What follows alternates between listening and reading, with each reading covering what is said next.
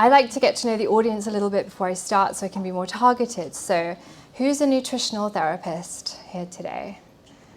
Oh, lots of you here. Who's a doctor? Anybody a retail brand? Any journalists? I have one over there.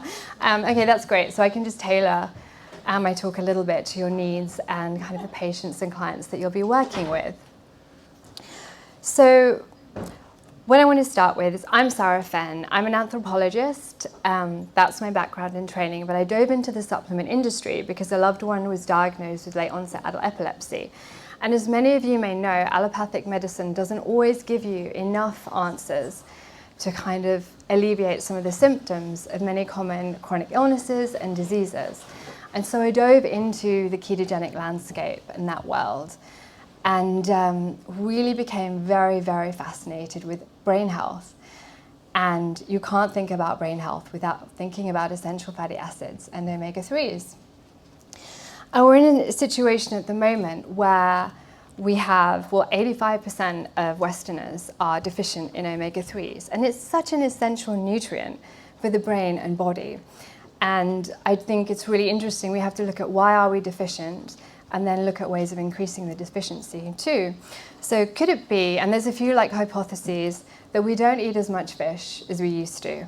One of the things we have is that linoleic acid from omega-6 actually compete with omega-3 DHA and EPA for absorption into the cells. So is it possible that eating more processed foods and seed oils are impairing our ability to absorb omega-3s?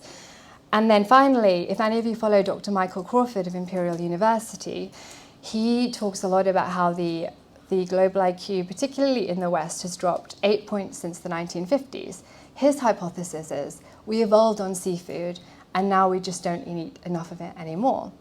So over the next 25 minutes, I'm hoping that I can help you differentiate between the different types of omega-3s and the benefits and their sources as well. And to get to grips with conversion rates, who's able to convert the different omega-3s into the really important ones for your brain and eyes, look at some myths and even some genetic anomalies which could prevent some people from absorbing certain nutrients. And finally, enabling you to critically question omega-3 supplements and specifically supplement stability, absorption, oxidation, and we're going to touch a little bit upon toxic preservatives that are rife in many supplements too. So hopefully you'll come away knowing that. So let's start with omega-3s. So they're essential long-chain fatty acids that you need to get from food, essential for the brain, heart, and eye health. They're super anti-inflammatory, and they form your cell membranes. And studies show that the higher omega-3 percentage you have, the lower your overall risk of cardiovascular disease. And that ratios aren't necessarily so important because if you have a low omega-3 to a low omega-6 ratio, that isn't going to necessarily serve you from an inflammatory health perspective. What you want to be doing is looking at ways to increase the omega-3 absorption and not worry about the ratio so much because we have in the West something like we have 3 to 5% omega-3s in our cells, and you can do a simple blood test to find that out, which is actually very deficient. And the Japanese have 11% omega-3 in their cells. And despite smoking and having high blood pressure and very stressful lives, they don't experience cardiovascular deaths anywhere near as much as people in the West. So it's always interesting to look at the benefits of the omega-3 and the different results across different populations too. So let's start with the sources. So you'll know omega-3, the first thing you think of is fish. And omega-3 does indeed come from fish, but where do fish get it from? They eat microalgae, and they eat microalgae like Schizochytrium, which is very high in omega-3s, EPA, and DHA.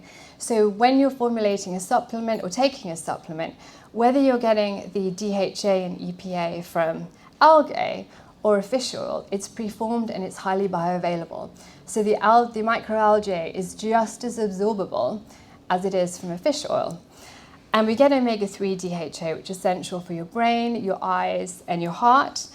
From fish, microalgae, from krill, because krill eat microalgae.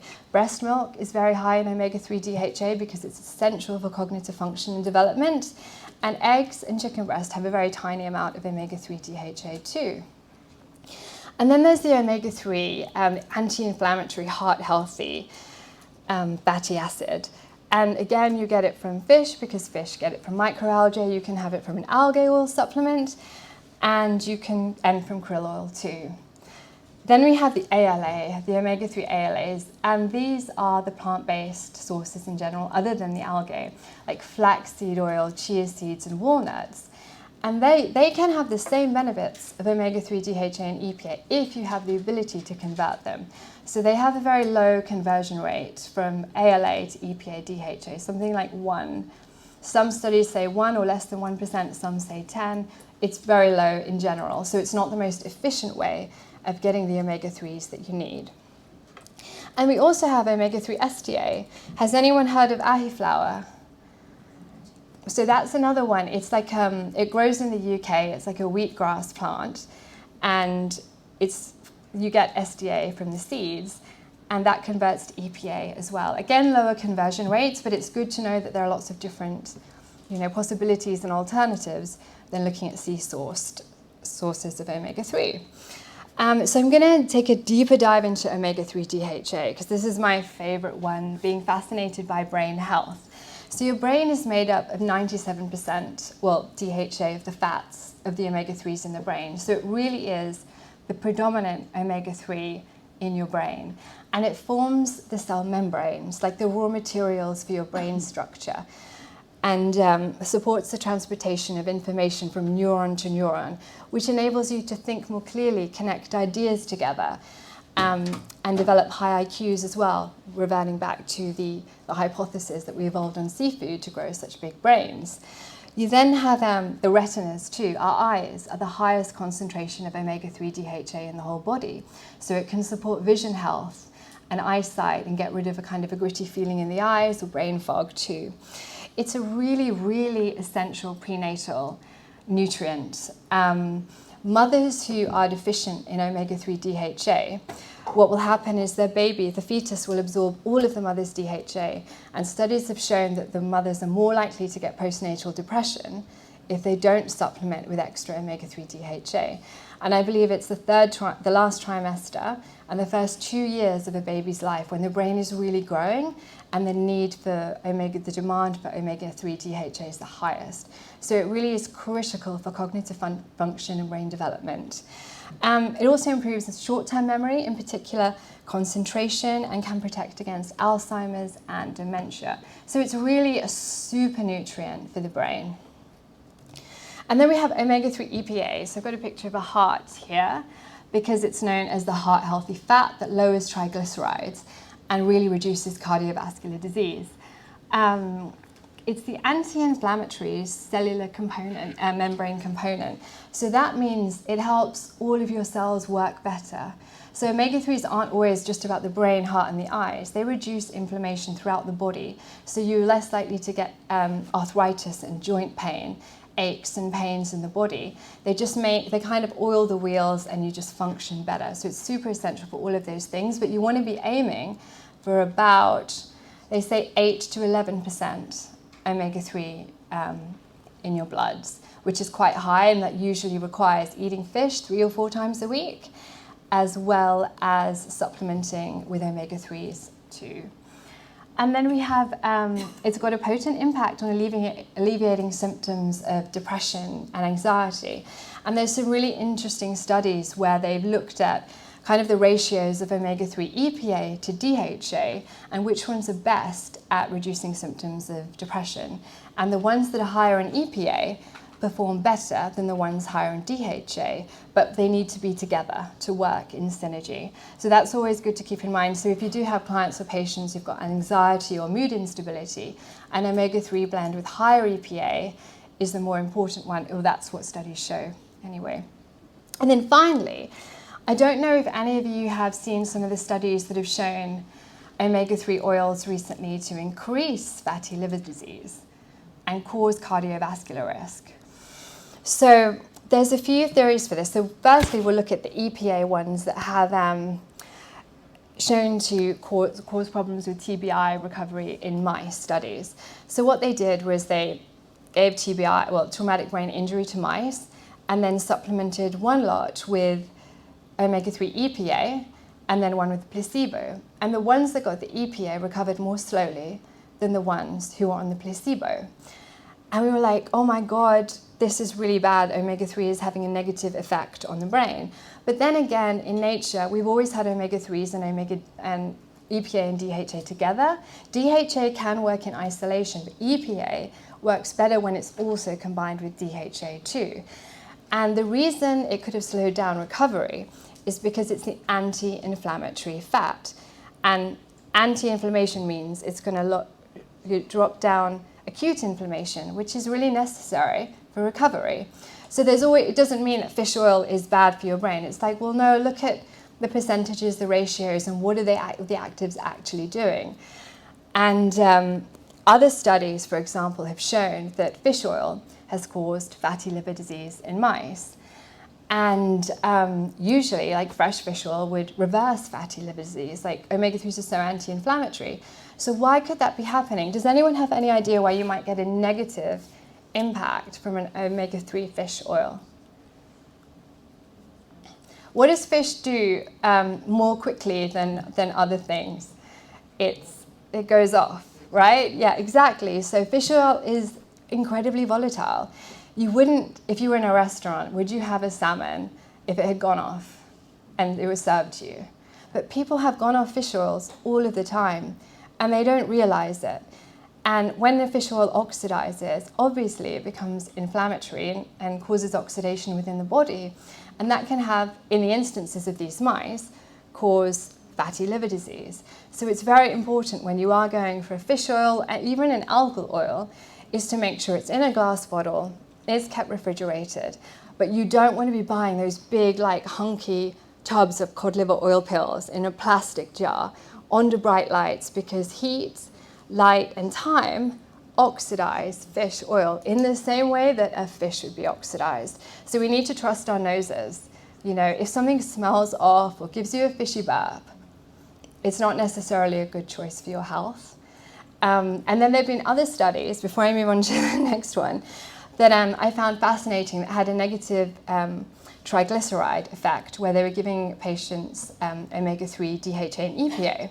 And the study was like, no, there's no difference between the omega-3 supplementation and the placebo. But they were delivering the omega-3, EPA, and DHA in a margarine base. So you've got, you know, when you're looking at the studies, you can read the headline, but then look into it a little bit deeper. And if it has strange outcomes, there's probably a reason why. And that was before people realized omega-6s perhaps had slightly negative effects on our cardiovascular health. So it's really fascinating when you dig into the studies. I've got a QR code at the end of the presentation, and if you scan it next week, I'll send you all the references that I'm mentioning and an omega-3 guide. So if you want to, you can dig even deeper. But it gets funny when you look at the studies. So yeah, let's look at the just the comparisons between DHA. I just put that together if you wanted to take a photo of it. To give you an outline of the primary role of EPA. So it's anti-inflammatory and it's known to be heart healthy. The DHA is more focused on the brain, but gives you the raw material for cognitive function development, as well as your eyes and nervous system. And then I've also just put in like the specific instances where they would be useful for pregnancy, sports recovery, mental health, etc. Okay, now omega-3 ALA. So that is found in like flaxseed oil, chia seeds, walnuts, and it's often touted as a great alternative to having omega-3s from fish. I've seen presentations at vegan shows where presenters have said, all you need is a tablespoon of flaxseed oil a day and you'll be fine. That is so dangerous, and it's very misleading because our conversion rates from ALA to EPA, DHA vary dramatically from person to person, depending on your own genetic makeup, where you're from, and just your general diet and lifestyle. Like, there's individual factors too. And if you don't know your DNA and you're just taking flaxseed oil, assuming it's giving you the EPA and DHA that you need, you could be getting that completely wrong and end up with a whole host of deficiencies. So it's certainly, omega-3 ALAs can work to support your overall omega-3 intake, and nuts and seeds have plenty of other benefits as well. But I wouldn't use them as a sole source for your omega-3 intake, especially when you can get, if you need a vegetarian source, microalgae is preformed DHA and EPA, giving your brain and body exactly what you need without you questioning whether you're able to do any of the conversion. And we get, and then I mentioned SDA from ahi flour is similar, you get some conversion to EPA, but at the same time, neither of them are as efficient as algae or fish. And they're still anti-inflammatory and can support skin and mood, but the benefits only truly come when you get the conversion. And so when you are working with clients and patients, these are the kinds of deficiencies that you might see with someone who has got low levels of omega-3. That would include brain fog, joint stiffness and arthritis, difficulty to concentrate, mood instability, maybe anxiety or depression, low levels of mood, that's a key one. And then extended chronic fatigue too. Dry hair and dry skin, itchy eyes is one of them. And for children as well, because they also, they need omega-3 DHA more than anyone. They can find it difficult to concentrate, sometimes focus really badly, and find it harder to learn. And I know that there are studies where omega-3 DHA has been particularly helpful for children with ADHD symptoms. And furthermore, impaired fertility too. So sperm need DHA in order to create credible DNA that's fertile. And omega-3 levels that are high reduce preterm birth too. And there's something like by 30 to 70%. So there's a few different studies, some say 30%, some 70%, but it's just a good thing. So overall, higher omega-3s are good. Don't worry about the ratios. And I wouldn't bother so much with thinking about, I need to get, the omega-3 6-9 supplements? And you're like, well, didn't we get enough omega-6s in our diet already? Why would you do that? You only need extra omega-3s in general in the West. We don't need any more omega-6. We generally get enough of them, and the same with omega-9s. So omega-3 is the way to go. Ignore the 6s. You probably already have enough. And then so a little bit more on conversion rate. So I mentioned that omega-3 ALA is usually insufficient, but then we haven't really talked about the ancestral factor. And as nutritionists and doctors, when you're seeing patients, how often do you think about the genealogy or the ancestral background of a patient or client that you're working with? Often? Yeah, good. Because I think it's so important. So I'm mixed race, so half Pakistani, half Irish. So I'm always looking at where are people from, how does that influence them? My background is anthropology, so I love looking at health through an ancestral lens. And we know that certain diets and things and foods go in and out of trend, like the super healthy food or the quinoa or whatever, and they're not always necessarily very, very good for us. So I'll give us 3 examples that are outside of omega-3. One is soy. So most Northern Europeans struggle digesting soy and find it very inflammatory, in the same way that the Chinese have trouble digesting dairy. And why is that? Because they haven't been consuming it for millennia. And then we get the quinoa fad. And unless you have Aztec or Mayan ancestry, you might find it very difficult to digest. And there are a lot of people get GI distress and stomach issues from having this super healthy food. So I want you to question trends. Yes, something's trending right now, but is it good for the person or yourselves as an individual? And you know that by testing yourself. If you feel bloated, we get a lot at the moment, it's eat beans, eat loads of legumes. And it's if your ancestors, your specific ancestors, did not eat legumes for millennia, you might very well have difficulty digesting them because you haven't evolved to produce the enzymes to break the lectins down. And I think it's such an important part of the conversation. So going back to omega-3s now, we know that some groups can thrive without omega-3 from a sea source, without getting preformed DHA and EPA. And Indians are a very good example of that.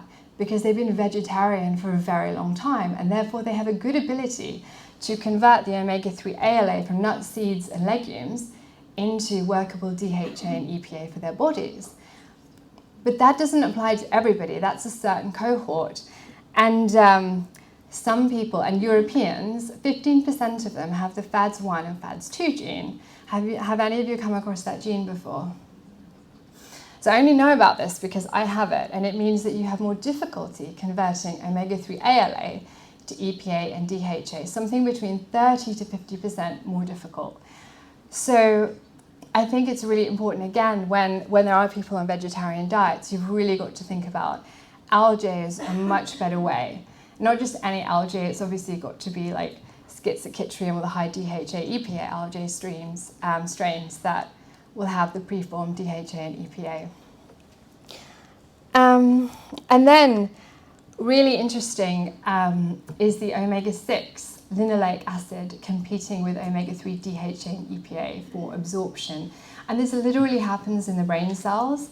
So if we have a high processed seed oil diet, there are lots of studies that show that it inhibits the the linoleic acid, the omega-6, inhibits your ability to absorb and utilize those omega-3s, the EPA and DHA. And that's why getting an omega-3 6-9 supplement is a complete waste of money, because how will you absorb it? And then when we do look at studies on like omega-3s and the reported benefits, or when they don't work, it's like, well, what were they blended with? And what other things were was the cohort eating and consuming? So just a couple of things to keep in mind. Oops, that's fallen off. And then finally, this is for when you're looking at labels. So does anybody look at the type of omega-3 that they're buying, like the format? So we get the triglyceride format, which is the most natural and easy to absorb format, where you can have high levels of omega-3, DHA and EPA. And most high quality fish oils and algal oils will be the triglyceride format.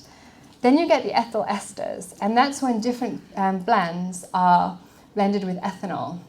So they obviously include alcohol. And although you can get high levels of EPA and DHA, they're not very well absorbed because they're obviously a little bit more synthetic than the more natural way. You then get the phospholipid format, which is bound in fats like liposomes, which is what we specialize in. And that's highly bioavailable, but you can't always get the same potency because the other phospholipids are taking up quite a bit of space in the supplement format. But it more replicates how we consume food, because we always, in general, with fat-soluble nutrients, again, looking at an ancestral perspective, we didn't, our hunter-gatherer ancestors didn't pick vitamin C out and vitamin D3 from somewhere else. We got everything we needed from food and the environment. And when you have a phospholipid blend, you're making supplements more like food. And then also, when we talk about omega-3s, we can also just eat fish too. And that is always my generally preferred recommendation, especially with these small fatty fish like anchovies and mackerel, because they are at the bottom of the food chain. So their accumulation of heavy metals and mercury and PCBs is going to be a lot lower. They're also available all year round, mostly, and they have a low kind of environmental impact as well, because they can be caught near to you. But what's really interesting, does anybody know much about the Peruvian fish oil industry? So something that happened last week that is going to affect anybody who's interested in omega-3s is that we had an El Nino event and Peru has cancelled their fishing spring season.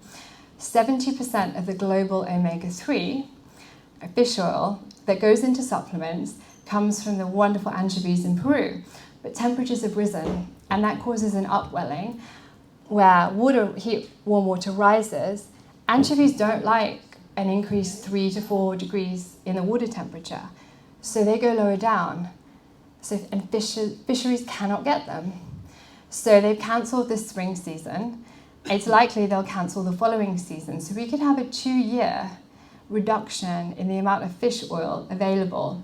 So you will notice that you'll be on the shelves next year, and the omega-3 fish oil they're going to be replacing it with other things.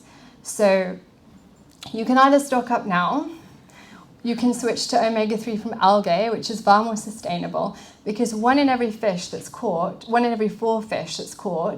is caught for fish oil, not necessarily for food, which I think is mad when you can just use algal oil, which is fermented in glass fats. So there's really not that much of an impact on the environment compared to fishing and all the processing that you have to do. But something to keep in mind, and you'll notice that fish oil will also become a lot more expensive as it becomes more scarce, just for the next 2 years, and then maybe it will level out again. But just thought I wanted to share that with you because it's quite current. And then, was anyone at my talk last year? They did. Yay, thank you. So I did a whole talk last year on toxic preservatives, oxidized oils, and low absorption rates in supplements. And something I can't get my head around still is so many high-end clean brands still use potassium sorbate and sodium benzoate in their supplement formulas. It's potassium sorbate and sodium benzoate on their own, they won't do anything, but they react with nitrates in water, and nitrates are omnipresent in water because they come off agricultural runoff from the industries. And when a nitrate comes into contact with potassium sorbate, it creates mutagenic compounds that can become carcinogenic when ingested. And there's so many studies on this. Yet, so many high-end brands are still using high water activity supplements. If you have a high water activity, there's more chance of oxidation, so they throw in a preservative that is toxic. And it's like, I find it maddening. I'm just like, why are you spending a lot of money on a high quality active nutrient, then getting like water and a cheap preservative together? And that's why the phospholipid format like liposomal or emulsion is better, because it's a low water activity. And with our one, we nitrogen flush as well. So we use no toxic preservatives and no sweeteners, sugars, or artificial flavors either, and keep it as close to a real food as possible, because then you can absorb it better.